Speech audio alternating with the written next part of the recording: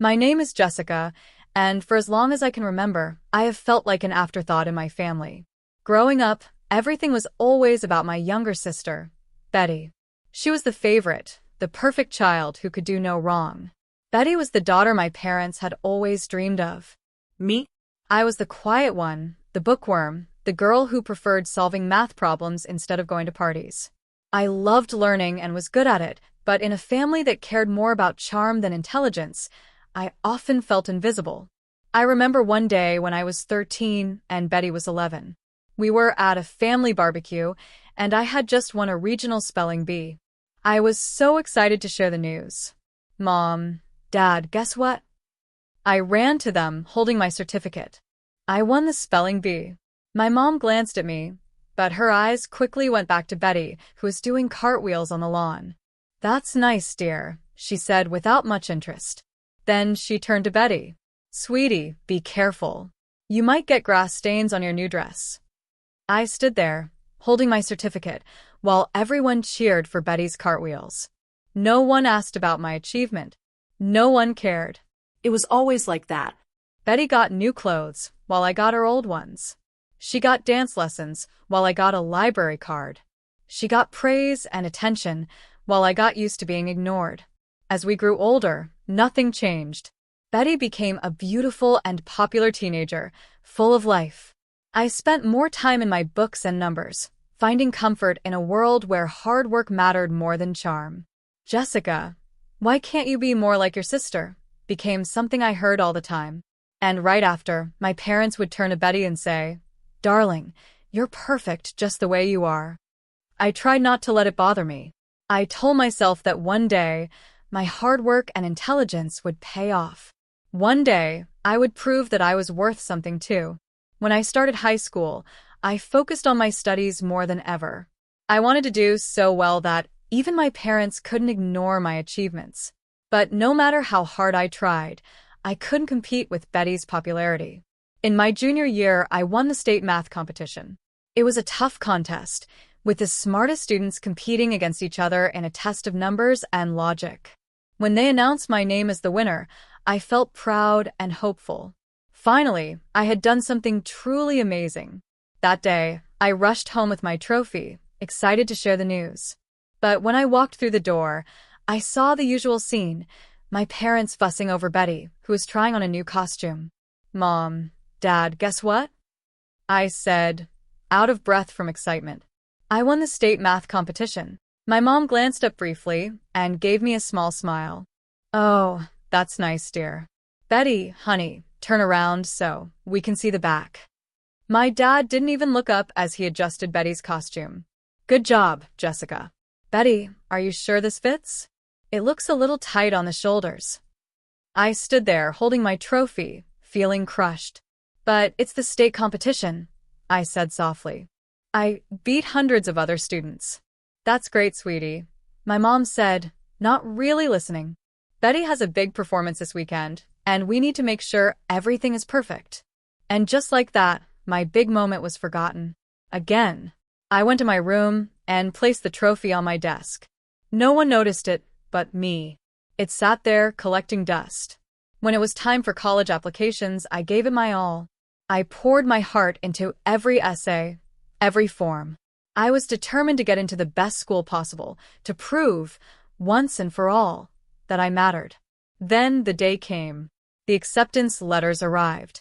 I had been accepted into a top university with a full scholarship to study financial analysis. My hands shook as I read the letter. Tears of joy and relief ran down my face. I ran to the living room where my parents were sitting with Betty. "I got in," I said, my voice shaking with emotion. "A full scholarship to study financial analysis at." Before I could finish, Betty suddenly jumped up. "Oh my God, I forgot. I need a new costume for my performance next week." Just like that, the spotlight shifted. My parents grabbed their keys and wallets, rushing to help Betty. I stood there, acceptance letter in hand, realizing once again, I would never be their priority.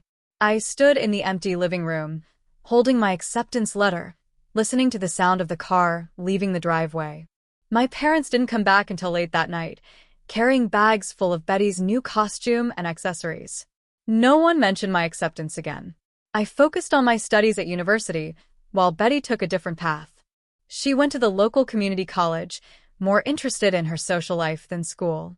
Soon, she started dating Kevin, her high school boyfriend. Meanwhile, I found my place in the world of financial analytics. For the first time, my hard work and intelligence were noticed and appreciated. I made close friends who loved numbers as much as I did. It felt like I finally belonged somewhere. Back home, Betty's life went exactly how my parents had always dreamed.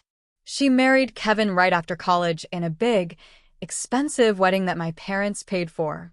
I stood by as a bridesmaid, once again feeling like an outsider in my own family. A year later, Betty announced she was pregnant. When she gave birth, my parents acted like the whole world revolved around that hospital room. "We're grandparents," my dad kept saying, tears in his eyes.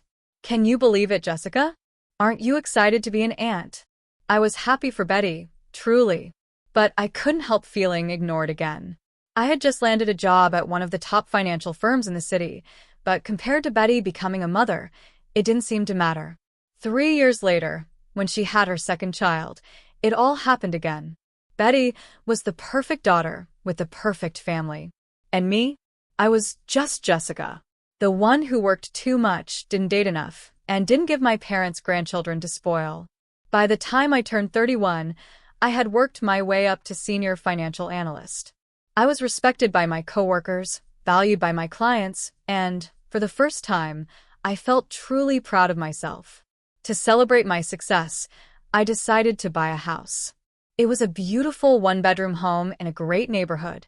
It wasn't a mansion, but it was mine, bought with my own hard-earned money. The day I got the keys, I felt a sense of pride I had never known before. Excited, I invited my family over to see my new home. I thought that finally, my family would see what I had achieved, that they would be proud of me. When they arrived, Betty had her kids with her. My parents were busy fussing over their grandchildren while I showed them around the house. My mom's main comment was, "It's such a big house for just one person, isn't it?" I felt my heart sink. "It's an investment," I explained. "And now I have space for a home office." "Well, I suppose that makes sense," my dad said, but his tone made it clear he didn't really mean it. As they were leaving, I heard my mom whisper to Betty, "It's a shame Jessica doesn't have a family to fill that big house. But I suppose her career is important to her." A few months later, after I had settled into my new home, I got an unexpected invitation to a family dinner. I was surprised. My family often forgot to include me in gatherings, thinking I was too different or uninteresting. But I accepted, hoping maybe things were changing. When I arrived, my dad patted my shoulder awkwardly. "Jessica, good of you to come. Have a seat. We have something important to discuss." A bad feeling formed in my stomach. Important discussions in my family usually meant something good for Betty and something disappointing for me. Still, I sat down and forced a smile. During dinner, the conversation was all about Betty's kids and Kevin's job. I tried to mention a big project I had just finished at work, but before I could finish my sentence, Timothy started crying for more dessert. My words were ignored. After dinner, we moved to the living room. My mother cleared her throat. "Jessica, dear, we've been thinking." I tensed, unsure of what was coming next. "You're single and don't have children," she continued, as if she were talking about a serious problem. "And you have that big house all to yourself." "Yes," I said slowly, not liking where this was going. My dad spoke next. "Well, we think it would be best if you gave your house to Betty and her family." I blinked, sure I had misheard. "I'm sorry, what?" "Give them the keys and move out," my mom said, as if she were asking me to pass the salt. "They need the space more than you do." I looked around, waiting for someone to laugh, to tell me it was a joke. But no one did. Their faces were serious. Betty sat there, looking pleased, while Kevin patted her shoulder as if to comfort her. "You're joking, right?" I finally asked. "Now, Jessica," my mom said in that condescending tone she always used when she thought I was being difficult. I knew what was coming next. "Don't be selfish, Jessica. Betty needs the space more than you do, my mom said. You're just one person after all. It's your duty as her sister, my dad added, as if that settled everything. Family helps family. I felt like I was living in some kind of twisted dream. But it's my house, I said, my voice barely above a whisper. I bought it with my own money. I worked hard for it. Oh, come on, Jessica, Betty said, her voice overly sweet. You know how hard it is raising 2 kids in our tiny apartment. You'd be doing us such a big favor. I stood up, my hands shaking. No, I said, my voice growing stronger. Absolutely not. I'm not giving you my house. The room exploded. My parents started listing all the things they had supposedly done for me over the years. Betty went on and on about how hard it was raising kids. Kevin just sat there nodding, as if all of this made perfect sense. As I walked out, I heard my mom call after me. Think about it, Jessica. Don't be selfish. The aftermath. In the days after that awful dinner, my life turned into a mess. My parents had clearly told the whole extended family that I was selfish. Suddenly, relatives I hadn't spoken to in years started calling and messaging me, acting like they knew what was best for me. One afternoon, I got a call from my great-aunt Kimberly, a woman I hadn't seen since I was a teenager. Jessica, she almost gasped into the phone. I heard about your situation. How could you be so heartless? You're nothing but an old maid, saving money for no good reason. The next day, my cousin Gary, who I barely knew, sent me a text. Hey Jessica, heard you're being difficult. Why don't you just move to a remote island and live as a hermit? You're already an outcast and a loner anyway. 3 weeks after that horrible family dinner, I was at home, sick with a bad cold. Wrapped in a blanket, sipping hot tea, I heard a strange noise at my front door. It sounded like someone was messing with the lock. My heart started pounding. Was someone trying to break in? I set my tea down quietly and crept toward the door, my legs shaking beneath me. Peeking through the peephole, I nearly gasped out loud. There, on my front porch, were my sister, my parents, and Kevin. Betty was kneeling by the lock, a hairpin in her hand, trying to pick it open. My parents stood nearby, keeping watch. Kevin stood a little farther back, looking nervous. Without thinking, I yanked the door open. They all jumped back, shocked. What the hell do you think you're doing? I demanded. My voice was hoarse from my cold, but I was furious. For a moment, they just stared at me, caught red-handed. Then, to my complete disbelief, my mother spoke. We thought you'd be at work. We were just going to move in. Move in? I repeated, stunned. You mean break in and live in my house without permission? Jessica, my father said, trying to sound reasonable. We knew you wouldn't call the police on us. We're family, after all. I looked past them and saw a car in my driveway, packed with boxes and suitcases. They had actually planned to move in behind my back. Get off my property, I said, my voice low and firm. Now. Or I will call the police. I pulled out my phone and dialed 911, holding it up so they could see. Last chance. Leave now. They stared at me, disbelief all over their faces. Then slowly, they turned and left. I watched them drive away, my whole body shaking. Once they were gone, I shut the door, locked it, and slid down onto the floor, my back against the solid wood. Taking action. The very next day, I called a security company and had surveillance cameras installed around my house. These weren't just any cameras, they had a voice recording function, too. But technology wasn't enough. I had always wanted a dog, and now I had the perfect reason to get one.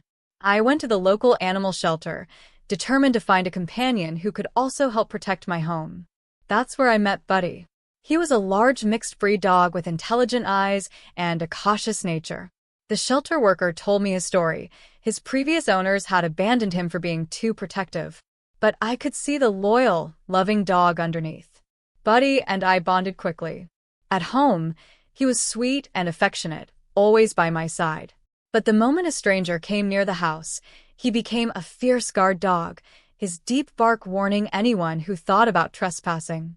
I set up a comfortable kennel for him in the backyard, with a cozy doghouse and plenty of toys. He seemed to love it, often lying in the sun when he wasn't patrolling the yard. For 3 months, life was peaceful.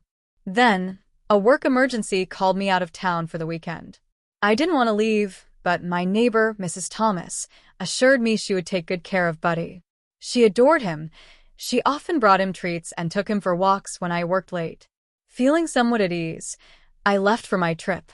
But on the second night, my phone rang. It was Mrs. Thomas, and she sounded panicked.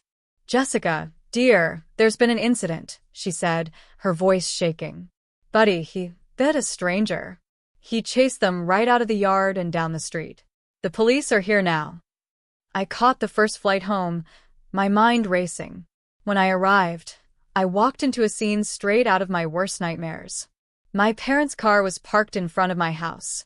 Betty was there, looking both angry and smug.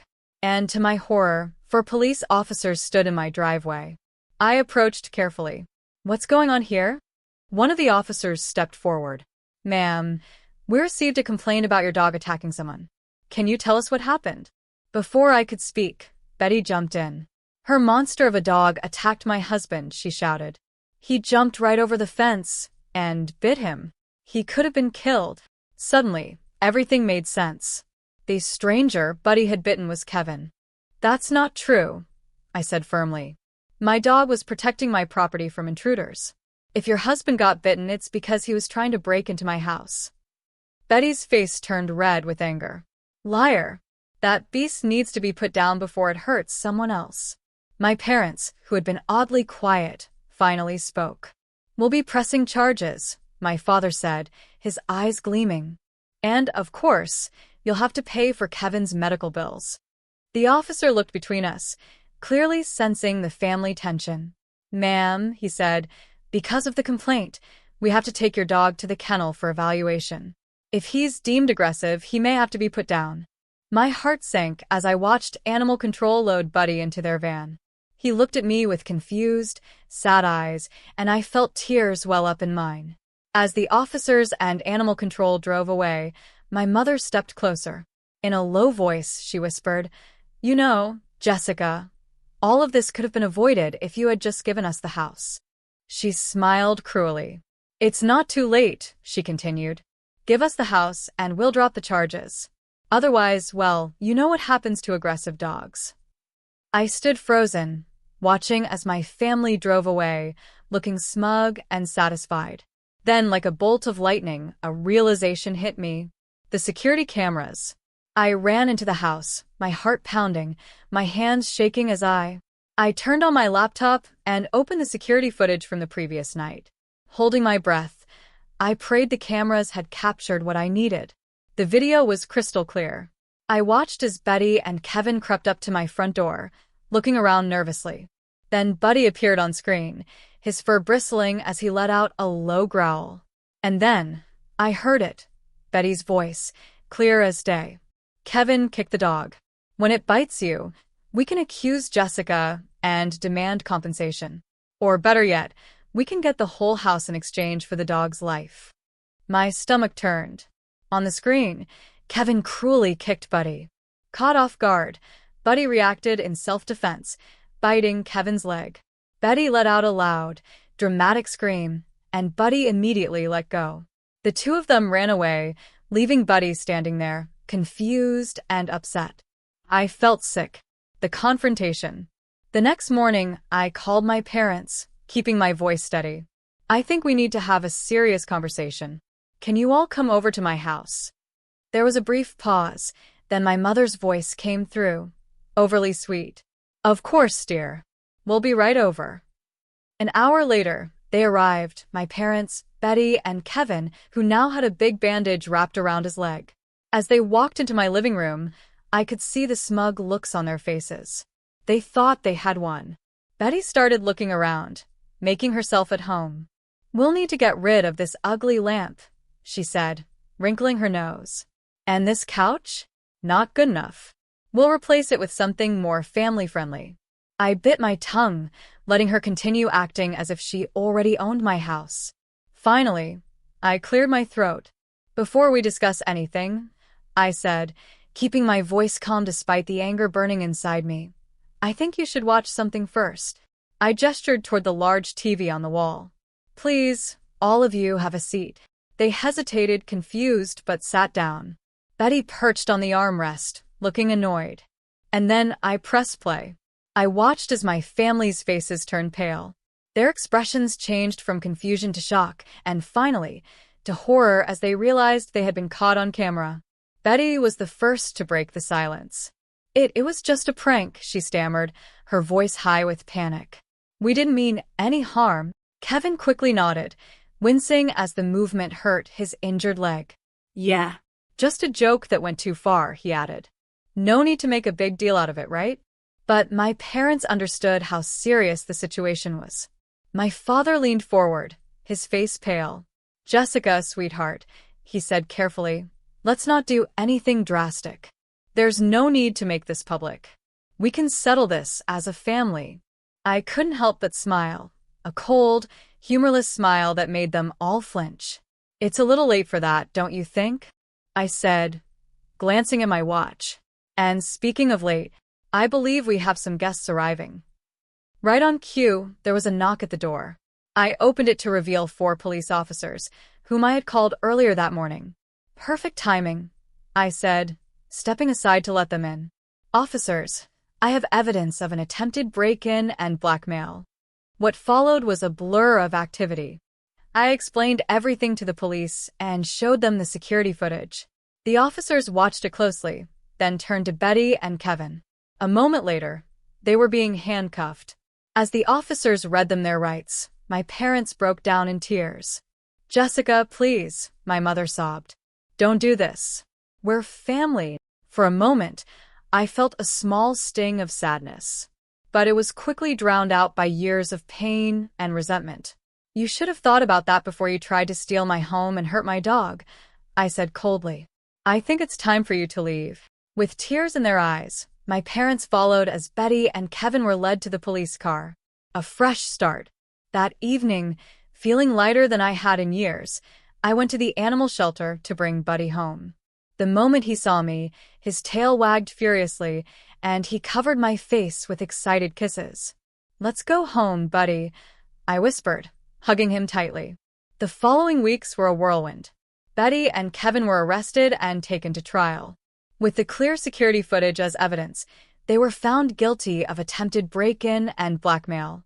They were given a hefty fine, money that was awarded to me, and sentenced to probation.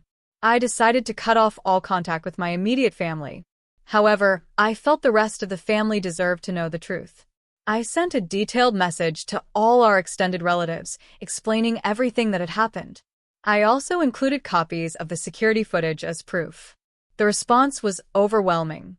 Aunts, uncles, and cousins who had once called me selfish now sent messages of support and apology. Many were shocked by what my parents, Betty, and Kevin had done. Even the most forgiving relatives refused to include them in family gatherings. They were now outsiders. Moving forward. As for me, life only got better. I continued to do well at my job, finding more satisfaction in my work than ever before. Buddy and I settled into a peaceful routine, enjoying long walks in the park near our home. It was on one of those walks that I met Brian, a kind-hearted software engineer with a golden retriever named Bella. We hit it off right away, bonding over our love of dogs and our similar experiences with difficult families. We exchanged numbers and started dating. Day by day, our relationship grew stronger.